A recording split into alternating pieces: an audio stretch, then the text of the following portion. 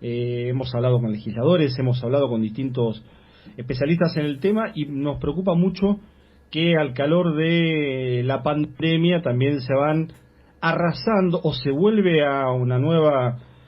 oleada de arrasar con los derechos laborales o en todo caso de impedir que se construyan. Estamos en contacto con Celeste Fierro del Movimiento Socialista de los Trabajadores en el FIT, que tenemos entendido participó en esta actividad y nos está escuchando. Celeste, buenas tardes, ¿cómo estás? Hola, buenas tardes. Sí, Bu- como decías, hoy estuvimos ahí acompañando a las trabajadoras y a los trabajadores precarizados al frente del Ministerio de Trabajo. Aquí te saludamos Pablo Mercado, Gastón Tiburcio y equipo de Puro Contenido en Radio Cooperativa. Em, Hola, Pablo y Gastón. Decía en principio, bueno, la precarización laboral en la Argentina es algo estructural, no es novedad, pero en estos tiempos surge este elemento que desde hace un par de años se incorporó fuertemente al paisaje urbano, que es el de los trabajadores, por ejemplo, de las aplicaciones, los repartidores, y si hay un lugar donde la precarización es moneda corriente y es parte de la regla de juego, es este en particular, ¿no? Sí, vos sabés que, bueno, como vos decías, claramente es algo de mucho tiempo, no solamente en nuestro país, sino en el mundo, el intento constante de ir quitando derechos a la clase trabajadora que ha conquistado, por supuesto, a lo largo de la historia a través de la lucha, y en particular con el ingreso de estas economías de plataforma que se llaman, porque bueno, nosotros conocemos bastante lo que es los repartidores y demás, que se han instalado en nuestro país, pero que es un desarrollo a nivel mundial muy grande y que desconocen cualquier tipo de relación laboral estas empresas con justamente sus trabajadores. De hecho, usan el concepto de socios, como planteando que son parte de la empresa cuando claramente están desconocidos todos sus derechos como trabajadores y donde hay una super explotación continua y que golpea fuertemente a los sectores de la juventud, por ejemplo, que son quienes no pueden acceder a otro tipo de trabajos formales y con tiempos para el estudio o para otras actividades terminan desarrollándose en estas empresas que realmente es terrible. Bueno, de hecho, en lo que va de la cuarentena hemos tenido que lamentar 8 muertes, que las pasan como si fueran accidentes de tránsito cuando son accidentes laborales, justamente por esta falta de, de, de reconocimiento de sus derechos como trabajadores realmente, porque no tienen una RT, porque no tienen obra social, o sea, tienen que pagar ellos el monotributo, y es importante que quienes nos están escuchando, porque muchas veces se ven los reclamos, llama la atención, por ejemplo, que se habla en cuarentena. Bueno, la mayoría de estas pibas, de estos pibes, han pasado a ser en la cuarentena trabajadores esenciales, y sin embargo para los gobiernos, para las propias patronales son completamente descartables. Tenemos que recordar que al inicio hicieron reclamos para que les entreguen los elementos de protección, de bioseguridad, porque eran quienes están en la calle completamente expuestos, y bueno, eso no han resuelto absolutamente nada, siguen teniendo un costo, o sea, lo que le pagan las aplicaciones a ellos por pedido está congelado desde el 2018, por ejemplo, están cobrando alrededor de 40 pesos por pedido, entonces tienen que hacer miles y miles de entregas para lograr tener un salario que represente el costo de vida real. Entonces, en esas situaciones en las que se expone, y lamentablemente, por eso hoy se fue de nuevo al Ministerio de Trabajo de la Nación, no hay respuesta por parte de los gobiernos para garantizar los derechos de los trabajadores, porque sí,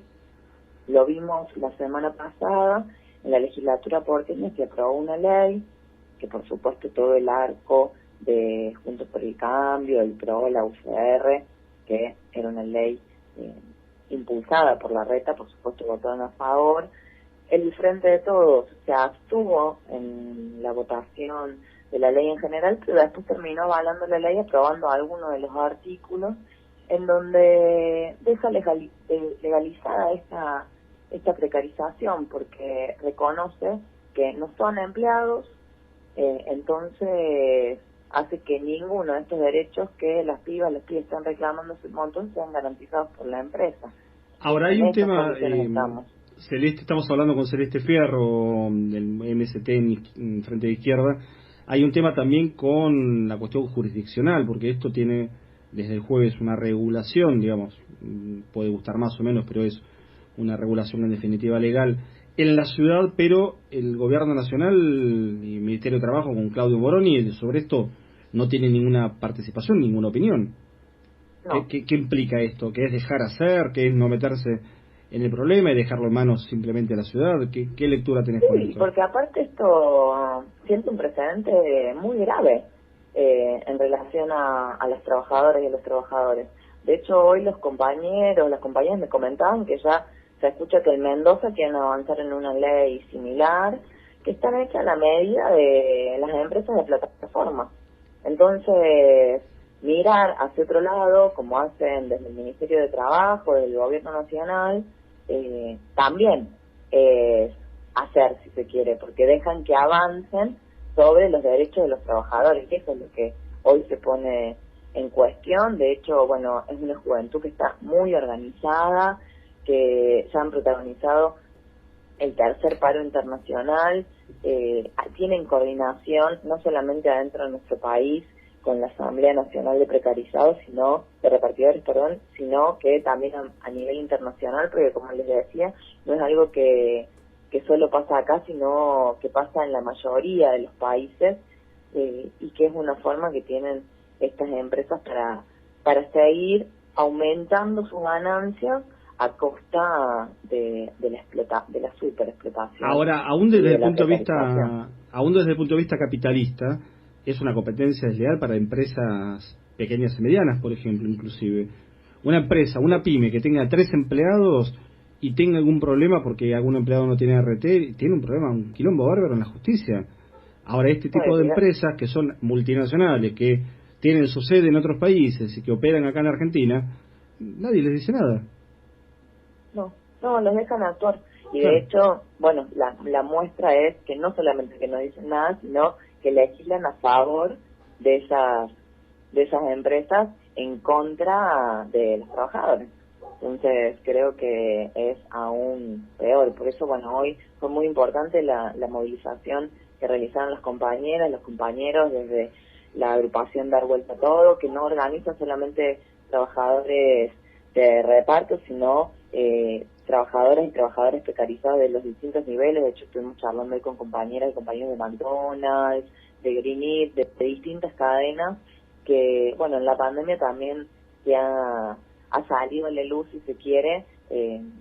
toda la precarización que ellos venían padeciendo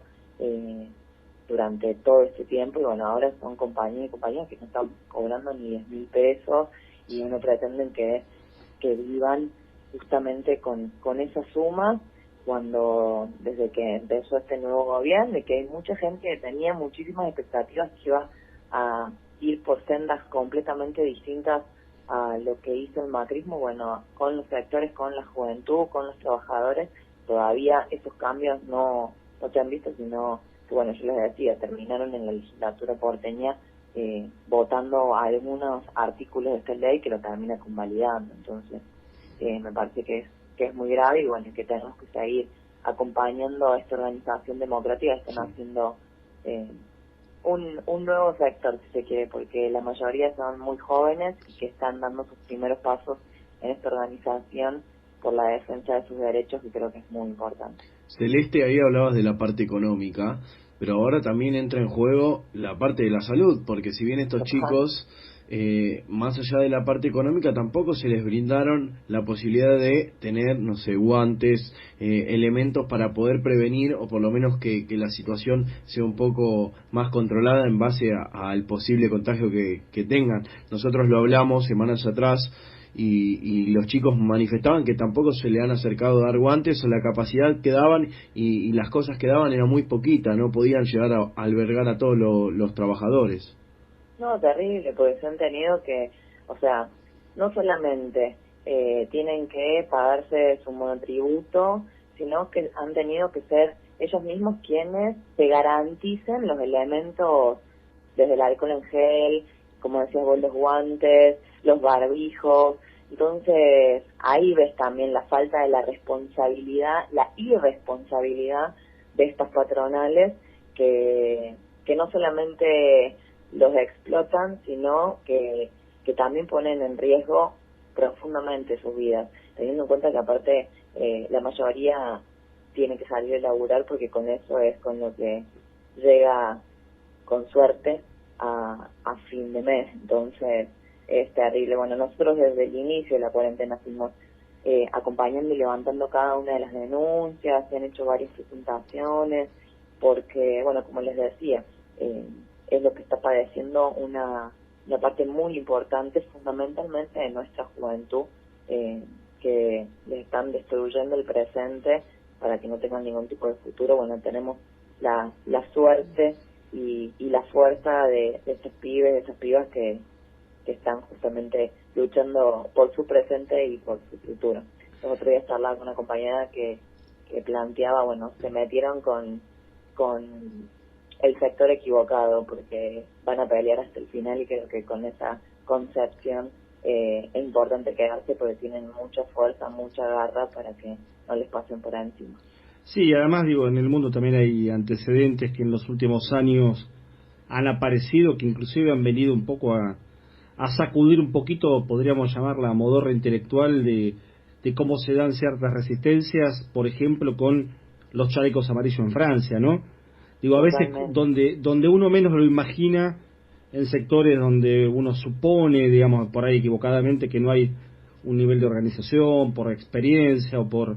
participación, surgen iniciativas que realmente hacen tambalear,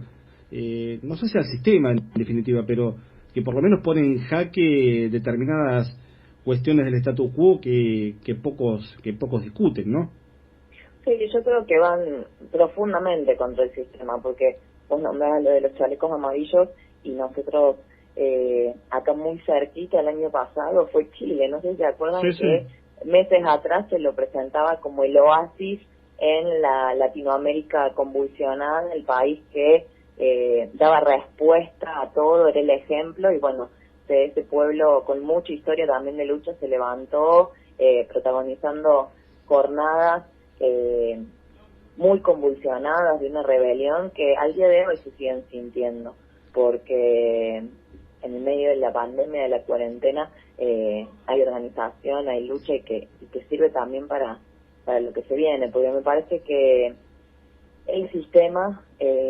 ha demostrado que ya no tiene más nada para dar, más que precarización, ajuste, saqueo, contaminación, y lo estamos viendo, o lo veíamos, si se quiere, en países periféricos, y lo estamos viendo también en los países centrales. Vos nombrabas el caso de Francia, bueno, fue hace muy poquito la rebelión en Estados Unidos en contra del racismo, pero que se mezclaba y tenía un fuerte componente de reclamos sociales, económicos. O sea, no podemos dejar de lado esa situación, y bueno, creo que hay mucha fuerza y que es el momento y la necesidad de seguir pensando que hay otro camino, otra forma de hacer política, y al menos nosotros desde el MC, el Frente de Izquierda Unidad, es lo que planteamos constantemente: o es nuestra vida, o nuestra salud la prioridad, o siguen siendo la ganancia de estos sectores capitalistas que siguen aumentando sus cuentas a fuerza de nuestro sudor, nuestra explotación. Entonces creo que es un momento muy importante para hacer estas discusiones, que no es post pandemia, sino que es ahora, porque es para dar respuesta a la situación actual. Lo vemos en cuanto a la salud, por ejemplo, cuando se discute el riesgo de las camas, y se va a llegar con la capacidad suficiente en el sistema de salud, y sabemos cómo han deteriorado la salud pública, cómo han favorecido la salud privada. Entonces, si queremos garantizar la salud y que la prioridad sea la vida de las mayorías, por ejemplo, nosotros tenemos que avanzar a un sistema único de salud. Entonces, donde no haya diferencia en la atención de quién paga una prepaga y quién no tiene y tiene que atenderse en el hospital público. Sí, está claro que hay que partir siempre bien. del derecho a la salud y como tal tiene que estar garantizado. Y acá inclusive algunos especialistas del sector de la salud han criticado, no ahora, hace tiempo, que fue un error no haber centralizado decisiones conjuntas del sistema de salud, al menos en esta etapa de pandemia. Mencionaste la palabra vida 2 veces recién y no podemos menos que preguntarte, porque ustedes tienen una posición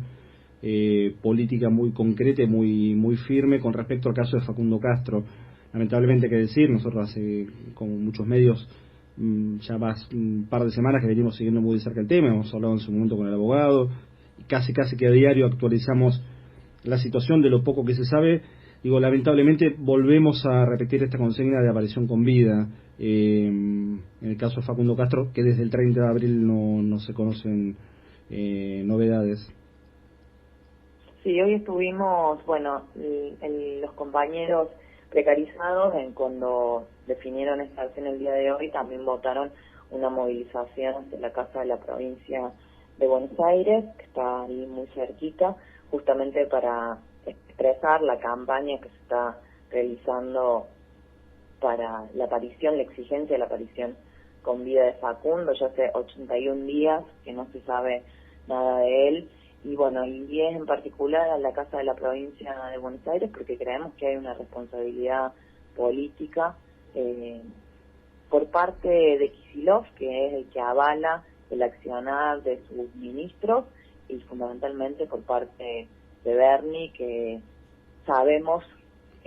lo conocemos ya de cuando era ministro de la Nación, sabemos sus posiciones levantando la mano dura, recorriendo los medios, planteando que a la policía no hay nada que reprocharle, o cuando se dirigió sobre la madre de Facundo diciendo que molestaba a la bonaerense, la sacaban, no es un problema de molestia, la bonaerense fue justamente a donde se lo vio Facundo la última vez, fue cuando la bonaerense le hacía un acta y lo subía a un patrullero, son los últimos datos que se tienen. Entonces ahí hay responsables materiales y responsables políticos. Por eso hoy en la Casa de la Provincia de Buenos Aires exigimos que se vaya a Bernie, no puede estar ni un minuto más con un cargo político donde puede seguir colaborando en la impunidad, en que no se sepa la verdad hasta el final. Por eso vamos a seguir exigiendo que se avance en investigación, como pide la familia. Tendría que hacer una comisión investigadora independiente con los organismos de derechos humanos, con los familiares de Facundo, porque no podemos dejar de plantear que acá sí ya estamos cerca de cumplir los 40 años de la vuelta a la democracia. Sí. Lamentablemente tenemos que seguir hablando de las desapariciones forzadas. Fue hace muy poco lo de Luis Espinosa en Tucumán, no es Sí, algo... sí, claro, no es el primer caso. Luis Espinosa en Tucumán, el caso de la joven muerta en una comisaría en San Luis, un joven asesinado en una comisaría en Chascomús y otro chico en La Matanza la semana pasada, por tomar apenas algunos ejemplos. Claro. Acá en la ciudad, en la 1114, sí. En la 1114 la gendarmería también. Ahora, la pregunta es, Celeste, que por supuesto el debate estamos hablando con Celeste Fierro, le agradecemos por supuesto este rato de charla, referente del MST en el Frente de Izquierda. La pregunta es si, y lo aclaro, no defiendo a Bernie ni mucho menos, que se defiende solo y bastante circula por los medios, sobre todo en la televisión. La pregunta es si no hay también una cosa de autogobierno a las fuerzas de seguridad, que por supuesto en los últimos 4 años con Macri se vieron acrecentados, más allá de la política, Por eso, pero si hay voluntades políticas, se tendría que haber avanzado en la depuración de todas las fuerzas, por ejemplo, denunciadas de gatillo fácil, de represión. No nos podemos olvidar que es la misma policía que al inicio de la cuarentena reprimió a los trabajadores de Penta. Sí, no es algo actual. Entonces me parece que en eso, por supuesto, hay que avanzar con todos, comisarios, jefes y demás corruptos, que son cómplices, de cada uno de estos hechos, pero hay una decisión política, porque no se avanza en eso. Y no es, ni siquiera por supuesto que el último gobierno avanzó brutalmente con la represión, no nos podemos olvidar de lo de Rafita Nahuel, de lo de Santiago Maldonado, sí. hechos que han conmocionado nacionalmente sobre represión, sobre encubrimiento y demás, pero venimos desde hace muchísimo tiempo atrás en donde no se toca absolutamente nada de esta fuerza que está armada está diseñada para la represión, digamos, y la usa el poder político en su beneficio. Entonces, en eso por supuesto que puede haber, pero nosotros decimos no es uno, es toda la institución, y después están las responsabilidades políticas de decidir cómo tiene que actuar y para qué, porque de hecho al inicio de la cuarentena también al menos nosotros hacemos esta lectura, que se intentó lavarles aún más la cara a estas fuerzas represivas del Estado, sacándola a los barrios, a entregar comida, ayuda social, que lo tendrían que haber hecho otros organismos, pero se sacó a la policía, a la gendarmería, al ejército, para lavar la cara y para después tenerlo en los barrios, que lo que terminan haciendo es esto. Entonces, ahí a mí sí me parece clarísimo que hay responsabilidades políticas. Celeste, un gusto haber charlado con vos esta tarde. Seguiremos pensando este tema porque la verdad que, por supuesto, excede la cuestión coyuntural y excede la emergencia que estamos atravesando. Está claro que el reclamo de aparición con vida de Facundo Astudillo Castro es una consigna que vamos a acompañar cada día y ojalá eso tenga el mejor de los resultados, por supuesto, pero está bueno también pensar, viste, un modelo de Fuerzas Armadas y también un modelo de policía, digamos. A mí, la verdad, los uniformes mucho no me gustan, digamos, me encanta el de los bomberos y no demasiado más. Pero de alguna manera tenemos que pensar qué modelo democrático tenemos que darnos como sociedad para las Fuerzas Armadas y para las Fuerzas de Seguridad. Así que, convocada a pensarlo en conjunto y en cuanto podamos volvemos a charlar, ¿te parece? Dale, por supuesto, muchas gracias. Gracias por esta rato de charla. Y como decimos, vivo se lo llevaron, vivo lo queremos, vamos a seguir peleando por la aparición con vida de Facundo. Celeste Fierro, referente del Movimiento Socialista de los Trabajadores en el Frente de Izquierda, pasó por Puro Contenido en Radio Cooperativa.